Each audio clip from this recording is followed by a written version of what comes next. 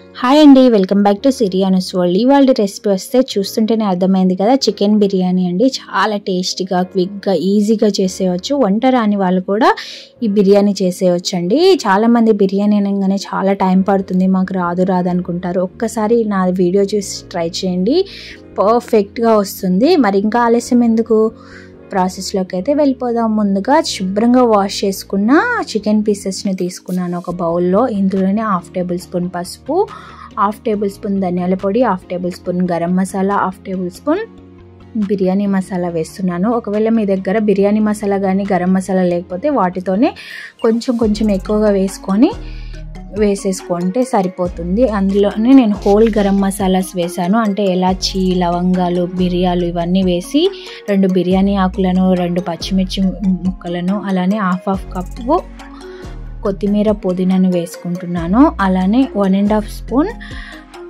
ఆయిల్ను కూడా వేసి 3 to 4 table spoon వరకు పెరుగును వేస్తున్నాను.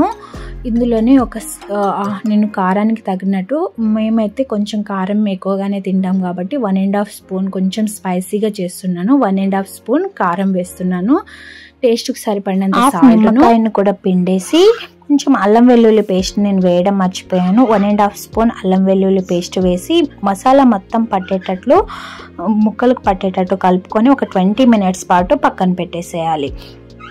ఇప్పుడు దీన్ని కదపకుండా మూత పెట్టి పక్కన పెట్టేసుకొని, నేను ఇక్కడ ముందుగానే రైస్ని 1.5 hour ముందే నానబెట్టుకున్నానండి. బాస్మతి రైస్ని శుభ్రంగా వాష్ చేసి 1 గ్లాస్కి 2 గ్లాస్ చొప్పున వాటర్ పోసుకుంటున్నాను. ఇందులోనే హోల్ గరం మసాలా, అలానే పచ్చిమిర్చి ముక్కలు, బిర్యానీ ఆకు, టేస్ట్కి సరిపడినంత సాల్ట్ను, 1 టేబుల్ స్పూన్ ఆయిల్ను వేసి ఒక నిమ్మ రసాన్ని, సగం నిమ్మకాయని పిండేసుకొని అందులో వేసేసుకుంటున్నాను. ఇప్పుడు ఇదనేది మనకి 70% ఉడకాలండి. కొత్తిమీర పుదీనాను కూడా వేసి 70% మాత్రమే ఉడికించుకోవాలి. ఎక్కువగా ఉడికించవద్దు, మెత్తగా అయిపోతుంది. సో ఇలా అన్నం పట్టుకోగానే తెగిపోవాలన్నమాట. అప్పుడు గంజి మొత్తం, అంటే ఆ వాటర్ మొత్తం తీసేసి ఇలా పక్కన పెట్టేసుకోండి.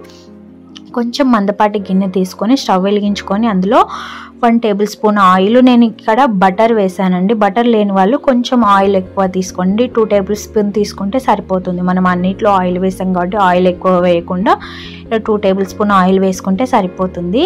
ఆయిల్ అనేది హీట్ అయ్యాక మనం మ్యాగ్నేట్ చేసుకున్న చికెన్ పీసెస్ని మొత్తం ఇందులో వేసేసుకొని ఆయిల్ మొత్తం పైకి తేలేటట్టు ఉడికించుకోండి. అంటే ఒక 5 minutes పాటు లో టు మీడియం ఫ్లేమ్లో ఉడికించుకుంటే సరిపోతుంది. ఇక్కడ నేను రైస్ ముందుగా ఉడికించుకున్న రైస్ని ఒక 2 లేయర్స్గా వేసుకుంటున్నాను. కావాలంటే మీరు ఎక్కువ కూడా వేసుకోవచ్చు. సో పైనంగా ఒక లేయర్ వేసాక కొత్తిమీర పుదీనా వేసుకొని మళ్ళీ పైనంగా రైస్ని వేసి కొంచెం ఫుడ్ కలర్ని యాడ్ చేస్తున్నాను. దానిపైన కొంచెం కొత్తిమీర పుదీనాను వేసేసుకొని, ఒకవేళ మీ దగ్గర కొత్తిమీర పుదీనా లేని వాళ్ళు ఆయిల్లో కొంచెం పసుపుని హీట్ చేసుకొని వేసేసుకోండి. వేసుకున్నాక మూత పెట్టి కొంచెం బరువు పెట్టేసుకొని 30 నిమిషాల పాటు ఉడికించుకుంటే సరిపోతుందండి. ఇంతేనండి, చాలా ఈజీ ప్రాసెస్ కదా. గుమ్మ వాసన వస్తుందండి. మాకైతే తినాలనిపిస్తుంది, ఎప్పుడెప్పుడు తిందాం అనిపిస్తుంది చూస్తుంటేనే. మరి మీ ఇంకా ఆలస్యం ఎందుకు చేయడం, మీరు ట్రై చేయండి. ఎలా వచ్చిందో కామెంట్ సెక్షన్లో కామెంట్ చేయండి. Thank you for watching. Please do subscribe.